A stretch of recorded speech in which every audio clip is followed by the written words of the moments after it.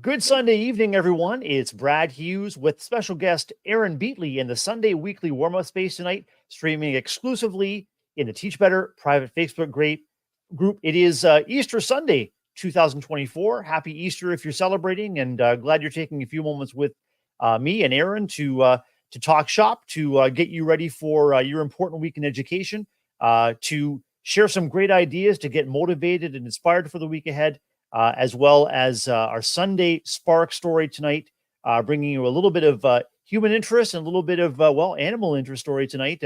We're going to get to know Aaron Beatley soon. And right after this break, we'll be back. Thanks for joining us tonight at the Sunday weekly warm up here in the Teach Better private Facebook group.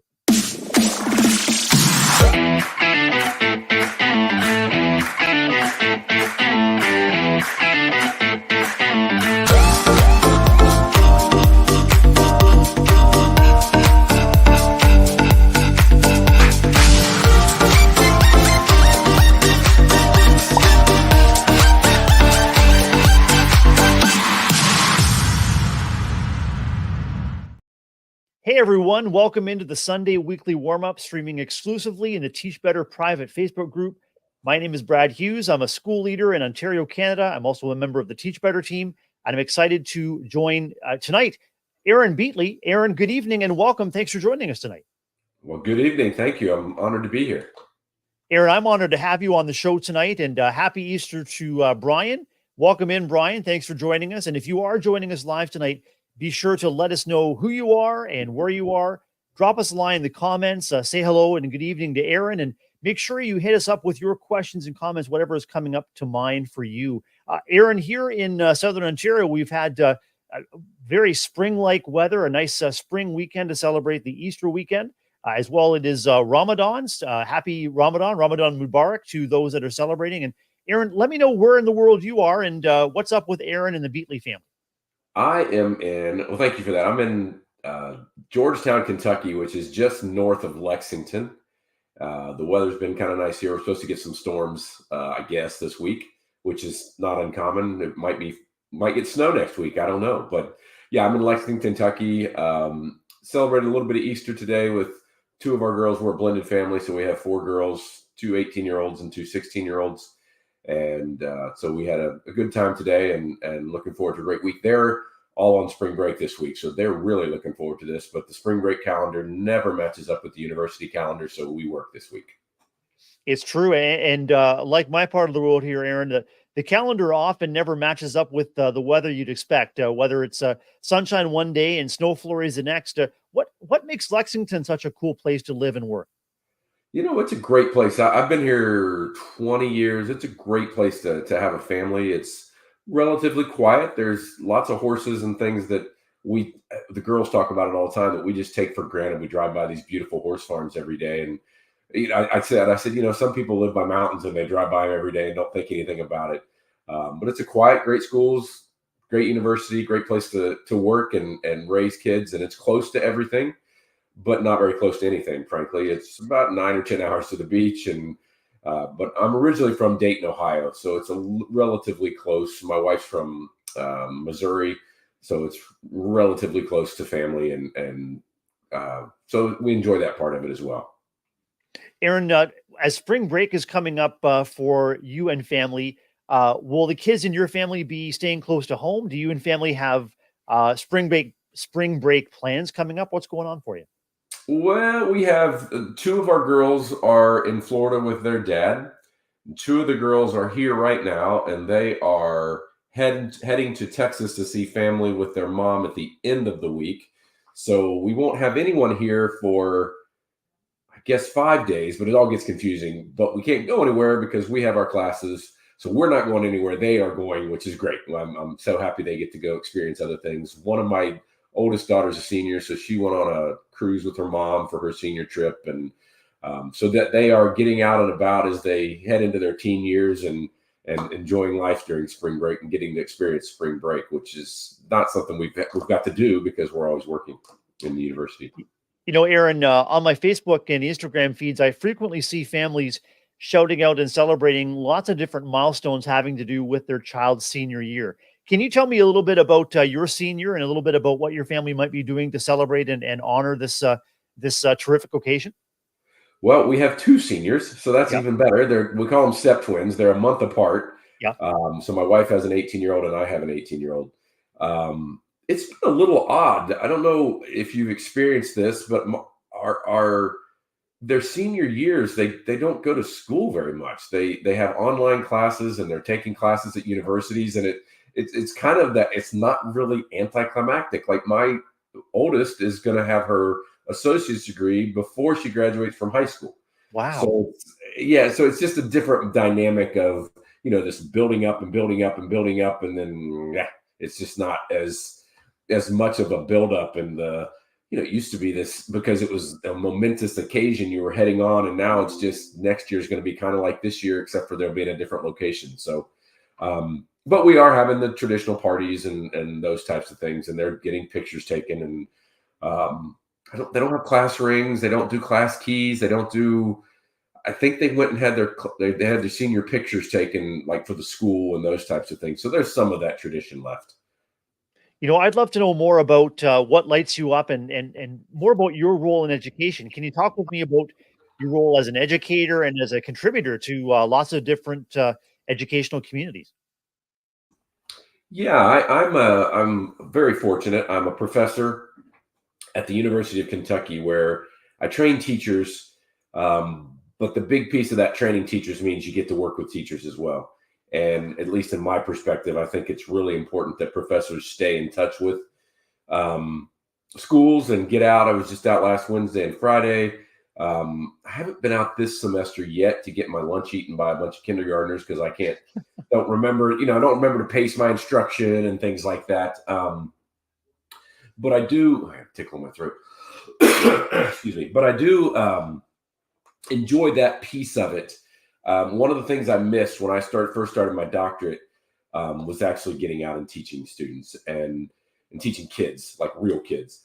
And so I enjoy that piece of it, and I make sure I get to do that because it's just not the same when you don't get that energy from students. And so that's a big piece of what I do. I also write books and write articles and um, do workshops, things like that. But it's the foundation of what I do is preparing teachers and re-energizing and keeping as young as I can. Although my hair is going away and it's turning colors, and my daughters now they're getting old enough. They're like, gosh, I can't imagine having you as a professor. I'm like, yeah, some people are lucky and some people aren't. So, but yeah, that's kind of the foundation of what I do is train teachers. I love working with teachers. I think teachers are the fabric of our society. Everything goes through us as educators, and I think that's exciting and something I try and convey to our students to have that energy and understand the importance of what you do, and B, the joy of what you do. Incredible. And one thing I often reflect on, Aaron, is how the kids that we serve are maybe changed by interactions with the adults in their lives, but just as importantly, how the adults and kids' lives are changed by their interactions with children and young people. I wonder what your aspiring teachers, what your pre-service teachers are telling you when they come back to the classroom, maybe after some pre-service learning or maybe some time in the classroom, about how they're changing and what they're learning from the kids that they're serving. Absolutely, they think it because they go out early on in their career when they're a student and they see master teachers. We place them with really good teachers, and they see it happen, and they're like, "Ah, you can do that."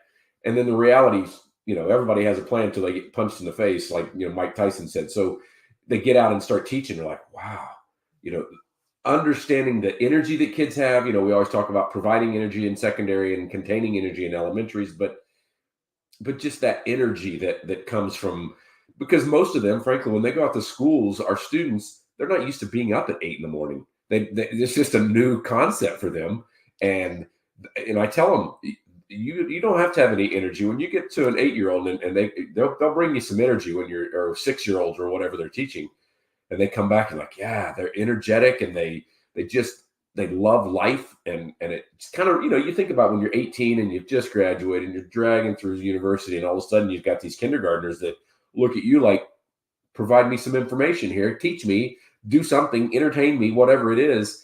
And I think the younger teachers start to really see that and see the importance of what they do.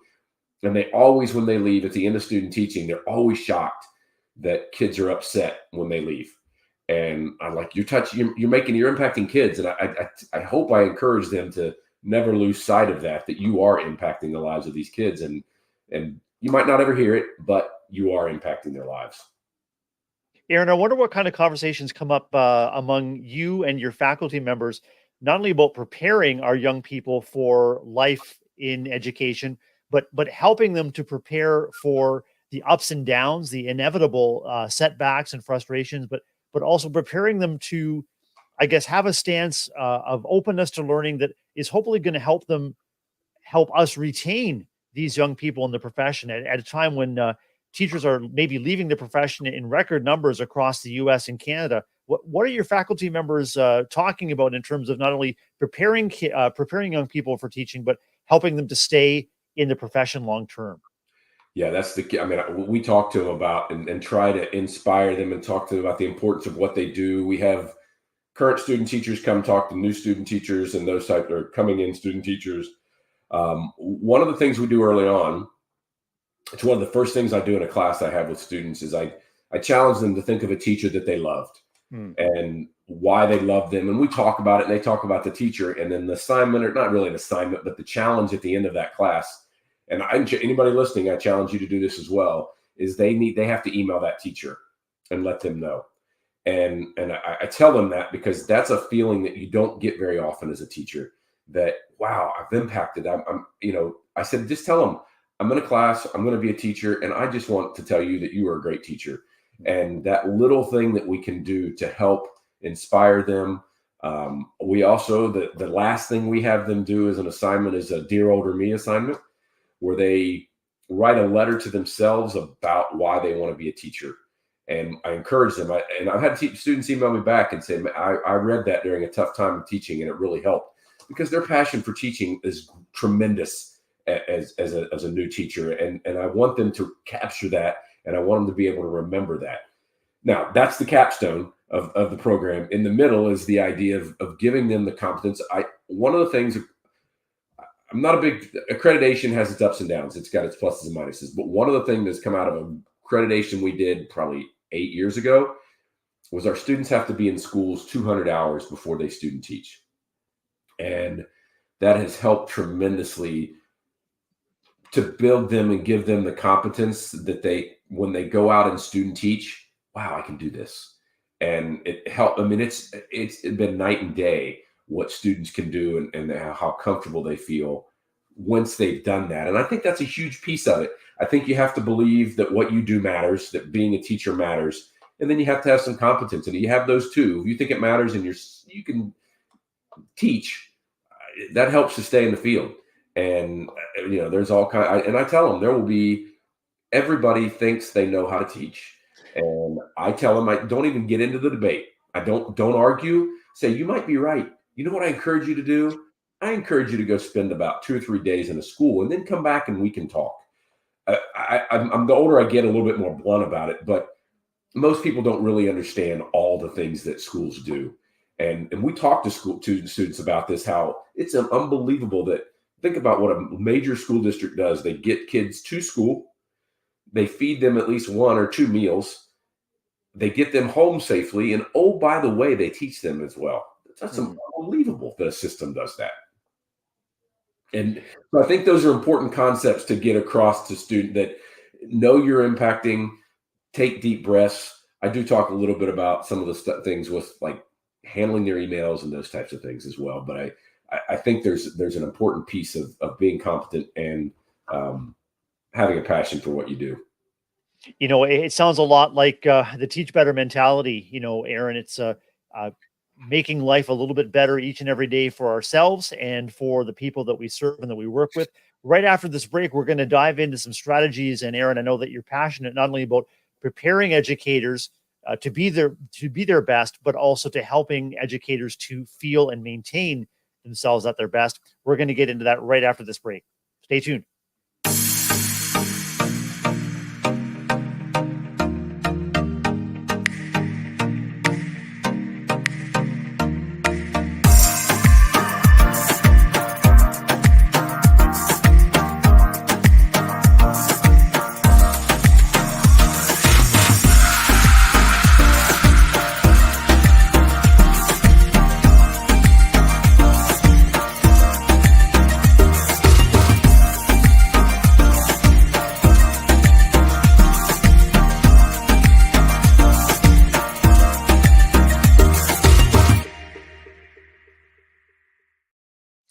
everyone. Welcome back to the Sunday Weekly Warm-Up, streaming exclusively in the Teach Better private Facebook group.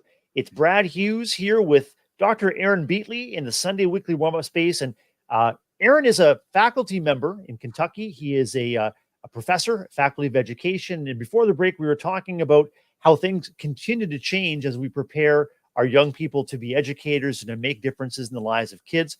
And we're talking about mentor teachers and talking about student teachers with one of our viewers tonight. Hannah says that having a student teacher was one of the best experiences that she's had, reminding her to slow down, truly take in those little moments. And Aaron, as a school principal myself, I think one of the most incredible and transformative ways that educators can continue their growth is to host a student teacher.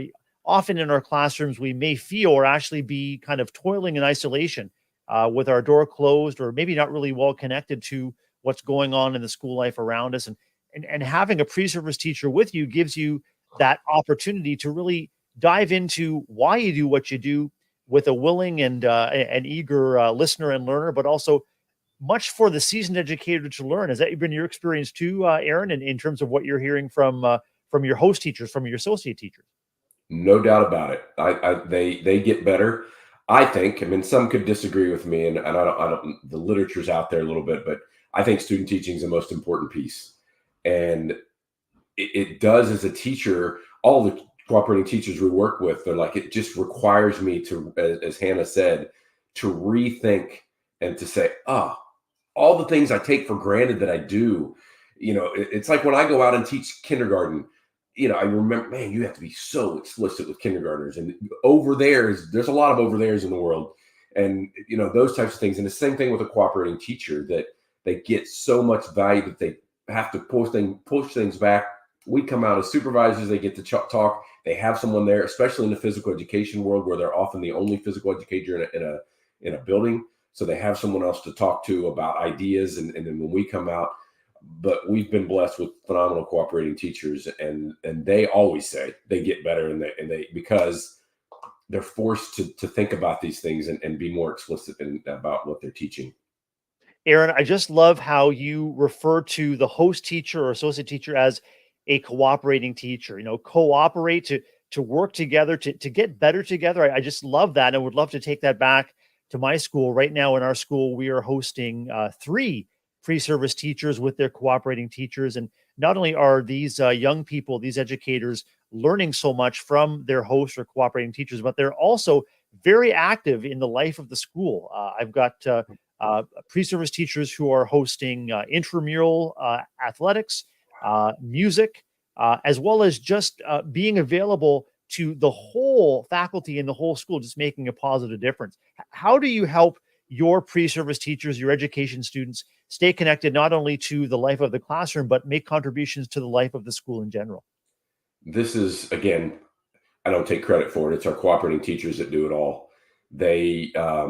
We've worked, and it's taken a long time, but they get them involved in faculty. I mean, it's faculty meetings. Anytime wherever they go in the school, they introduce them. We tell our student teachers, you're interviewing. This is a big district, but everybody knows everybody. And so when you're talking to people, when you go to sporting events, when you go to faculty meeting, music events, they just had a play at one of the schools where our student teachers were at. So they were there during that. They got to see that whole process. It's essential. And it's, your lessons are great, but the impact you're going to have on the students is going to be outside your lessons probably, or something beyond the content of your lessons. And we just, that's a solid foundation of what we build on from the first time we ever see students in our program, is to get to know their students, get out into the school, engage with them, those types of things. That, again, it's just the foundation, and it's the rock that you build everything else on. Starting the profession and then staying in the profession really isn't something that really any faculty of education or any cooperating teacher can actually instruct.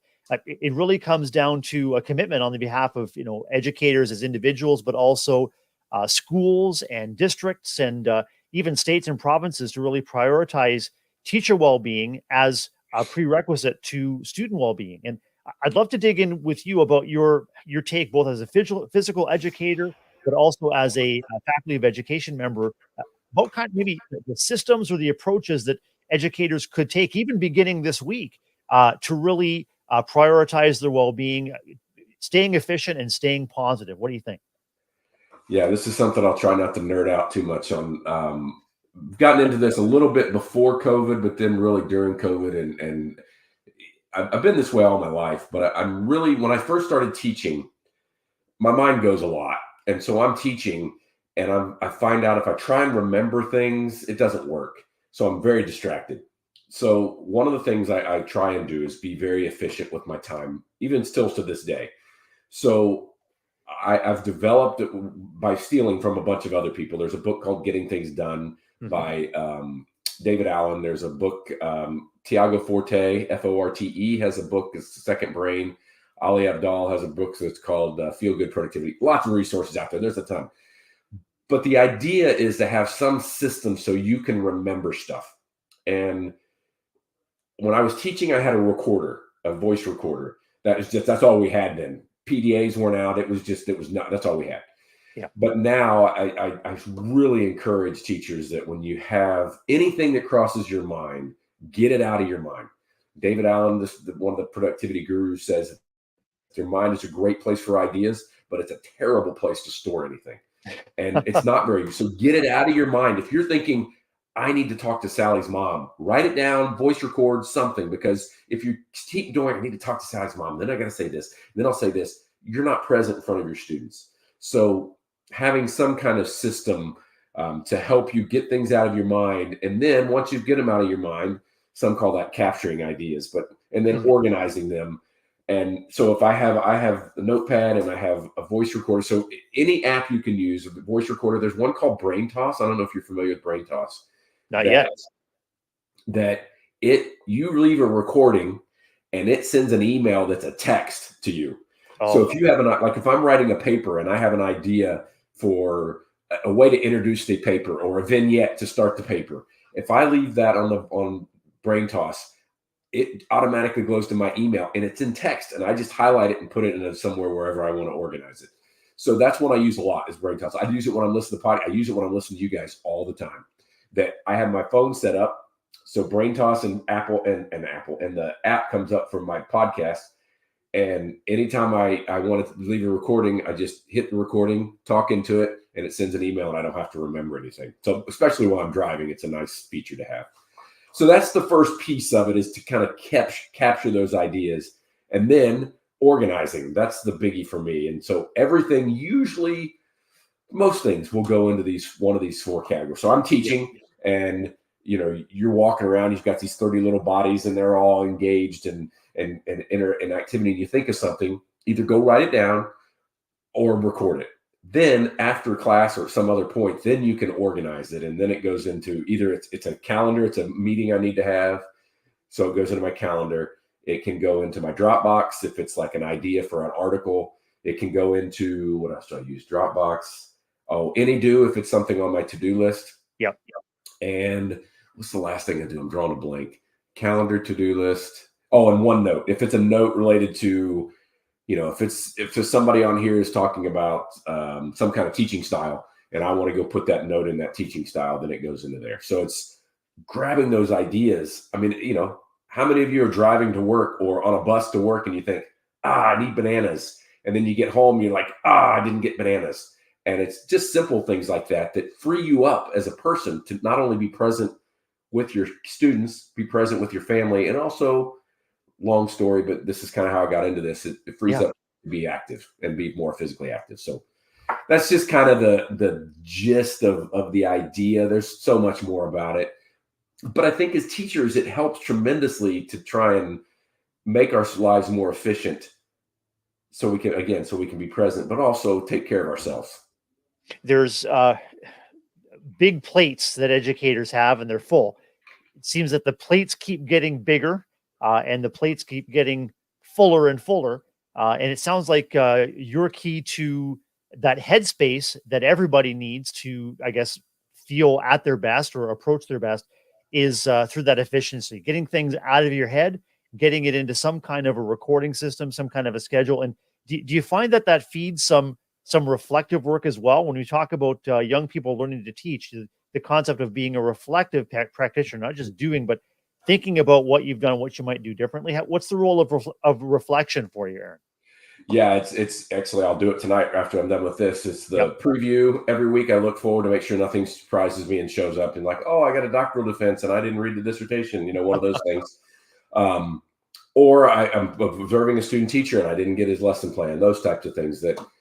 So I review and at the end of every week, and then I preview as well. And that piece of it helps tremendously to stay in no surprises on, and to stress me out. There's some research on this somewhere. I know I've heard people talk about it, that like if you get stressed at like 11 o'clock, that impacts you for like 8 hours and it distracts you. So you eliminate that as much as you can. This isn't foolproof. I'm as much of a mess as everybody else, but it does help with that. And it's not much different. When I was in grad school, when I was teaching as well, we called it the good teaching process. I don't know if that's the term that everybody uses, but where you understand your audience, then you create your objectives or your outcomes, then you teach your audience, and then you evaluate. This is the same process. And then you evaluate and make changes. And I'm changing my system all the time. I used to use a tiny little notepads, and that was dumb. Didn't work for me. So now I have this big old notepad. And so if I have a handwritten note, I used to use a voice recorder that made me go back and listen to it. So now I use BrainToss because it types it up. So it's a constant process. And we talk to our students about this, that long story, but I think the most important part of our lesson plan format is the reflection piece. And the most important part to me when I go out and watch a student teacher is like, how do you think it went? And get them to dig into it went good. Like, no, we need to talk more about this and get them to dig into that. And that reflection piece, it's an important part of teaching, important part of life. I mean, to preview and review and be constantly, otherwise, the old adage, you're going to teach 1 year 20 times as opposed to 20 years.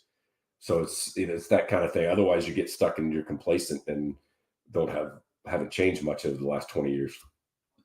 Another way we can get stuck as educators is insisting on perfection. And I can remember as a student teacher wanting to craft sort of the perfect lesson plan. And I knew that my cooperating teacher would be watching and observing and evaluating. And it would just be a big emotional jam up when actually what we want to get to is, as you said at the outset of our conversation, that sense of capacity, that sense of curiosity, and that sense of creativity. Constantly reinventing what we do, whether it's shifting from a post-it note to a voice note, or shifting through what we're learning and what we're teaching. Just, teaching can be a creative act if we give ourselves the permission to do it. How do young teachers, how do educators in general face that tension between needing or wanting to get it right and giving ourselves permission to create as we go? Yeah, that's a tough one. Students, even in we have a class this semester that students that are going out and they've taught before, but not with someone watching them teach, other than a site where they are. And one of the things we find is they're very robotic. Like, when I say go, I want you, and not really feeling it. And so one of the things I have a pretty good student teacher right now that, but one of the things I challenged him with is just one time while I'm here, I want you to start a bout of instruction with, I wonder what, and just to get them that it's okay to let the kids explore a little bit. I wonder what would be the best way to take this ball and move it to this bucket. What would be the best way? And let's explore that. Something like that to get them to understand. And I probably need to start it early on. I mean, we emphasize the importance of connecting and relationships from the first time I ever meet students. That's the first thing they have to do when they go out and observe anything in our program, is they have to meet 3 students and know 3 things about them. And we probably need to go a little bit more on it. It's not as much about the lesson plan. Lesson plans, there's a lot of them. It's great. Not that lesson plans aren't important, but there's a piece of mechanics of teaching that is this connecting with students and teaching with wonder. Somebody said it better than I did, but that the whole idea of I wonder. because you don't have the answers. I mean, we have to get over that as teachers. Aaron, as we wrap up this part of our conversation, I'm wondering if you can channel your faculty of education a role, or your passion as a physical educator, or as someone who just cares about the best for educators, and maybe put out a challenge to those watching and listening with us live tonight, or maybe listening to us on Teach Better Talk podcast. What kind of challenge might you put out there when it comes to educators looking ahead to their week, whether it's around efficiency, well-being, or maybe cultivating relationships that are going to be important to them? This comes out of the blue a little bit, but my challenge is going to be for all educators to get on your phone immediately, set an alarm for a time that you have every day. I don't care if it's 5 minutes or 20 minutes or 30 seconds, and just call that alarm, do something for me. Oh, And it's not selfish. It's not selfish in any way, shape, or form. Because as teachers, we are bucket fillers. But when you fill buckets, my grandpa Beighle said, you can't dip from an empty bucket. And when your bucket's empty, you're going to have a tough time. And that 5 minutes, again, I don't care if it's go out and look at the sun. I don't care if it's go outside and stand when it's cold. Whatever you want to do for you for those 5 minutes, find a time, set an alarm. Don't, you have to set the alarm and do it every day. And that, again, I've done this with other groups as well. And I've got emails from teachers like, man, and that 5 minutes grew to 10 minutes, and they figured out a different part of the day and those types of things. I think that's huge. Aaron, I'm going to put that challenge out to our school staff as we head into the week. I'm also going to put that challenge out as a message, a part of our recap of our Sunday weekly warm up. And I would love to hear and learn what our Teach Better community is setting their alarms to do. Do something just for you. And I would love for you to have that feedback reach you, as what a difference making challenge you just come up with there. And that's wonderful. Thank you so much for that. Thank you. You're welcome. We're going to be right back after a quick break for the Sunday Spark here in the Teach Better Sunday Weekly Warm Up. Stay with us.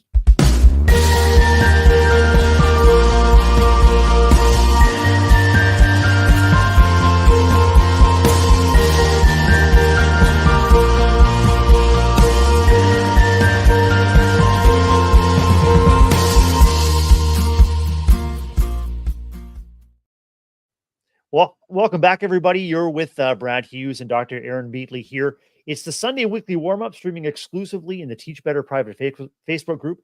And it's going to be rebroadcast Monday at 8 Eastern to our Teach Better Talk podcast, as well as all of our socials, Facebook, YouTube, Twitter, Twitch, LinkedIn. Be sure that you like and subscribe wherever this reaches you, and be sure to visit all of our recaps of all of our live and recorded shows over at the Teach Better YouTube channel. Aaron, this is a special time of the week where we have a story that is designed to lighten and brighten and maybe spark some conversation in the staff room or in your classroom, or maybe in your university classroom with your pre-service teachers. And we were talking earlier about some Easter celebrations. And Aaron, I'm going to add to our stage this picture here of the Easter Bunny, or it's actually the Easter raccoon, Aaron, if you can believe that. Cadbury's chocolate is big this time of year. And this, believe it or not, is the Cadbury Easter Bunny for 2024. Now, it might not look like a bunny. Kind of looks like a raccoon to me, but Louis the Raccoon took home the 2024 title by winning the most online votes in the Cadbury brand's 6th annual competition this March. Now, Louis gets a cash prize of $7,000. He's going to be in a Cadbury commercial, and he's already got quite the following on social media. In fact, he's got an artwork account. So I don't know. I'm going to check out Louis. Louis is a multi-talented raccoon, much more than just a masked bandit here. He's a Cadbury spokes bunny. He was orphaned in 2021, Aaron. He was rescued by a former veterinary technician. And since he couldn't survive on his own, she decided that she would take in this Miami raccoon, and even named him after her late father. So a very strong, very personal connection to Louis the Raccoon, who is now Cadbury's spokes bunny for 2024. Who knew they could Aaron, be I'm not domesticated? sure if you have pets or if the Easter Bunny visited the Beighle household, but wanted to get quickly wanted to get your thoughts on Louis the raccoon.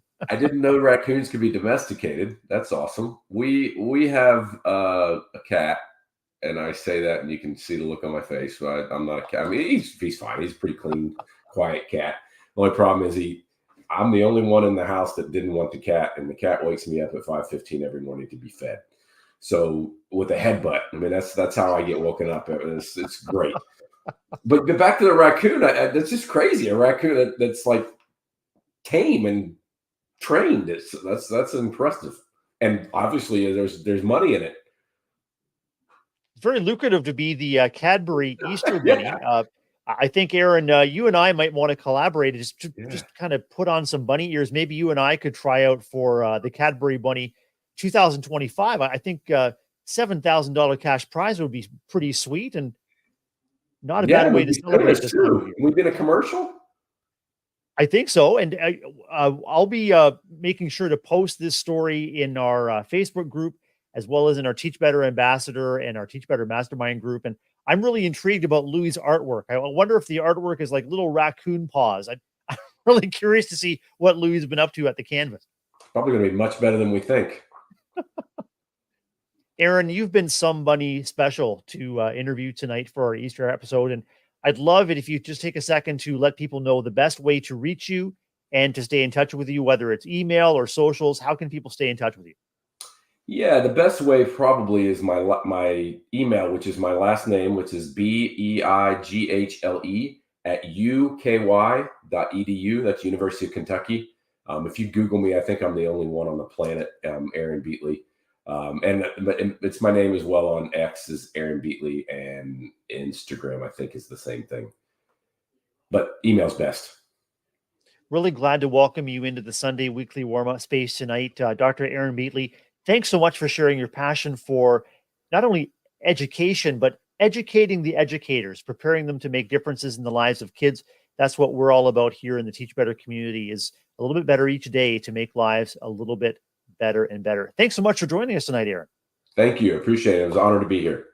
Wishing you all the best at the U of Kentucky, and wishing everyone watching a very happy Easter and a very successful and happy week ahead, whatever your important role is in education. Don't forget to tune in to Teach Better Today, our morning show. That's daily, 7 a.m. Eastern, for up-to-date education news and chat. A little bit of shenanigans come up from time to time too, Aaron. So we hope that you'll join us wherever we are live here in the Teach Better space. Have a wonderful week.